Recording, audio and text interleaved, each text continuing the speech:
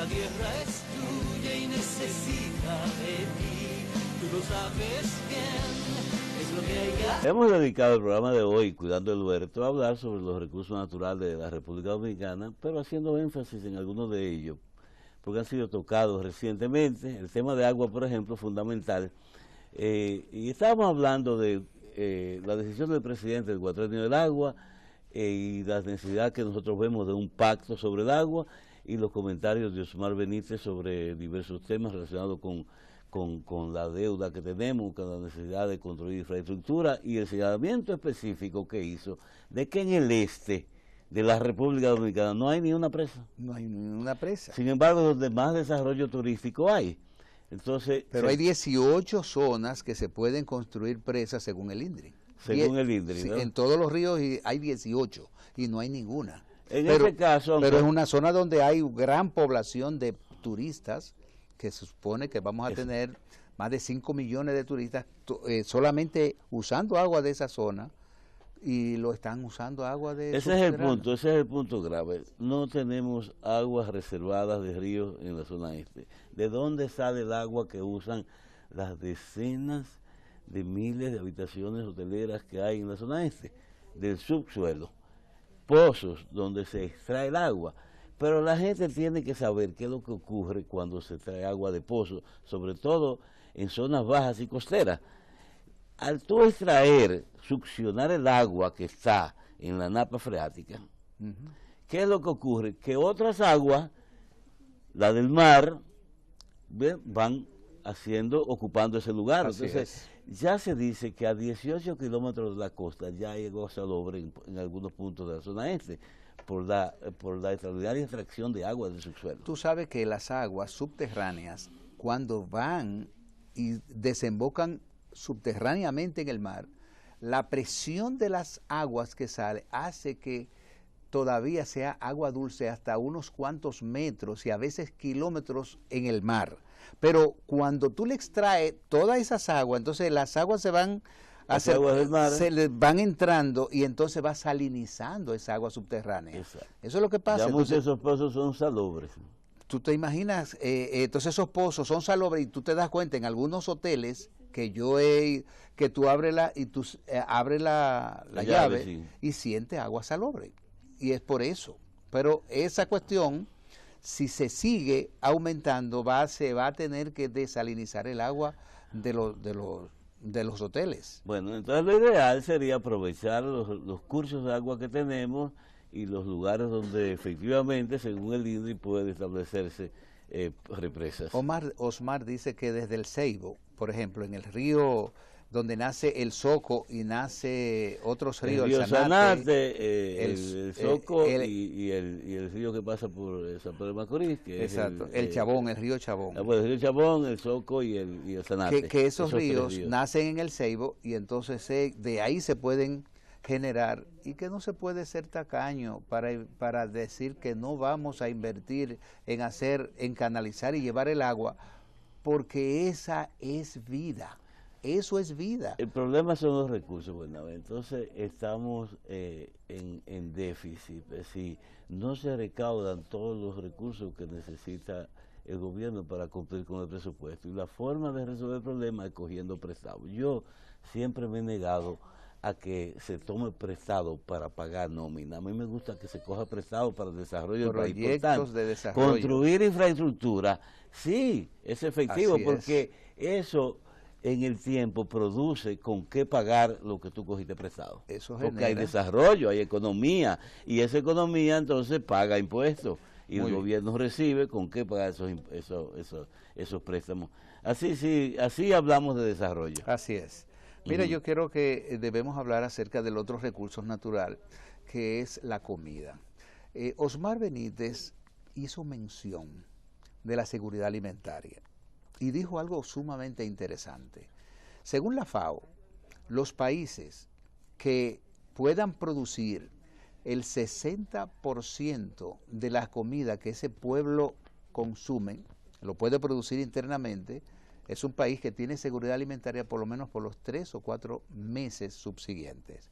Y nosotros, la República Dominicana, según la información que él presenta y presenta la FAO es que nosotros estamos produciendo un 80% de toda la comida que nosotros consumimos. Bueno, entonces quiere decir que nuestro país tiene seguridad alimentaria. Bueno, Lo que pasa es que la seguridad alimentaria tiene dos elementos. Uno es que tengamos también recursos para ese otro 20% o 30% de alimentos que necesitamos importar, lo que tengamos recursos también en nuestro Banco Central como para suplir esos alimentos, y nosotros sí tenemos en el Banco Central el dinero reserva suficiente para la importación necesaria de alimentos. Lo que pasa, Bernabé, es que cuando se habla así, en términos generales, de que el 80%, pero hay cosas aquí que hay que resolver. Por ejemplo, el tema de algunos productos que en el exterior son mucho más baratos que aquí. O sea, que aparentemente si lo trajéramos de afuera, el pueblo podría consumirlo de una forma más barata. Entonces, bueno, lo que pasa es que si no se producen aquí, entonces se deja de generar empleo en la República Dominicana. Pero hay casos que hay que estudiar. Es el tema del ajo, que lo que aquí es una mafia hace años alrededor del ajo y de la importación de habichuelas para beneficiar a unos cuantos comerciantes. Eso hay que acabarlo. Eso debe ser estudiado profundamente por el Ministerio de Agricultura y por las instancias de Estado que sean, porque esa mafia hay que terminarla. El pueblo no puede estar pagando cientos de pesos por una libra de ajo, cuando eso lo que debería costar es centavos. Más de 200 pesos la libra. Eso es... ¿Quiénes se benefician? Lamentablemente, yo apoyo la agricultura, soy ingeniero agrónomo, fui administrador del Banco Agrícola, financié mucho ajo en Constanza, pero realmente eso hay que estudiarlo de una manera mejor. Si no hay capacidad de tener una producción, una productividad adecuada de ajo para que agricultores puedan vivir de ajo, no podemos permitir que una serie de comerciantes se beneficien de ello sobre la base de un engaño a la sociedad. Se está engañando hace mucho tiempo. Recuérdate que las cuotas de importación en el país son agarradas por 2 o 3 personas, y ha sido más democrático cuando se ha abierto la bolsa agropecuaria en la Junta Agroempresarial. Pero eso no ha bajado los precios. Pero no ha bajado. Lo que ha puesto es un valor a los permisos de importación, y en ese caso Osmar explicó cómo algunos comerciantes utilizan para aumentar los precios, para operar con un ajo que tienen ahí, subirle el precio y entonces mantener los precios tanto del de aquí como del de afuera altos para los consumidores. O sea que todavía necesitamos trabajar, y se necesita la voluntad política para evitar ese tipo de corrupción. Eso ocurre también que nos afecta a nosotros. Con la habichuela que consumimos, ¿no sabía? También, sí.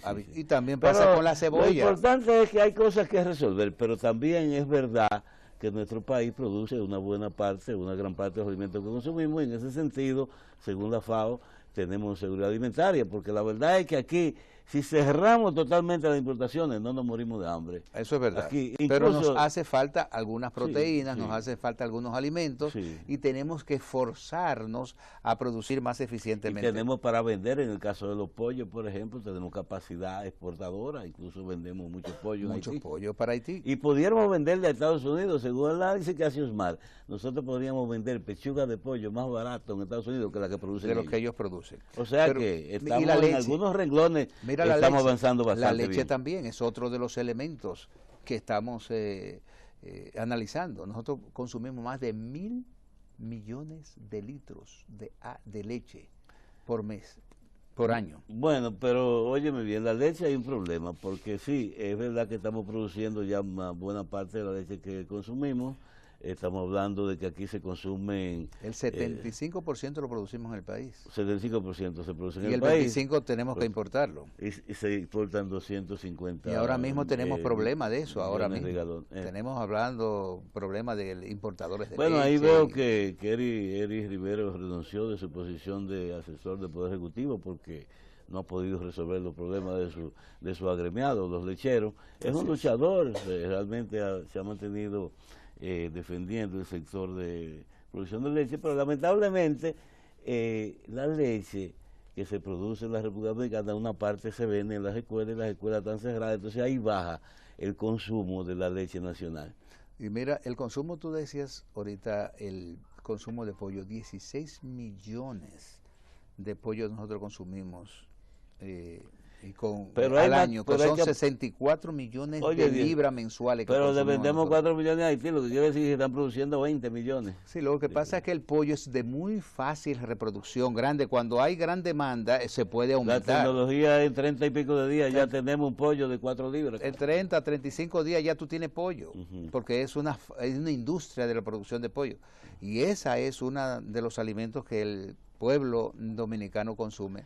Oye, y nosotros Bernabé, debemos fortalecer. yo sé que a ti te gusta que hablemos de alimentos y a mí también y al pueblo también, pero oye, yo quería ese tema de los bosques y la industria maderable, no nos va a dar tiempo parece para tratarlo hoy. Sí, vamos a tocarlo, porque los bosques es la base de todo el desarrollo agroforestal y el desarrollo del agua. El cuatrenio del agua tiene que fundamentarse obligatoriamente en la A mí me reforestación. gusta hablar de los bosques maderables porque aquí hay un sector de ecologistas o ambientalistas que desconoce totalmente el significado del término recursos naturales renovables.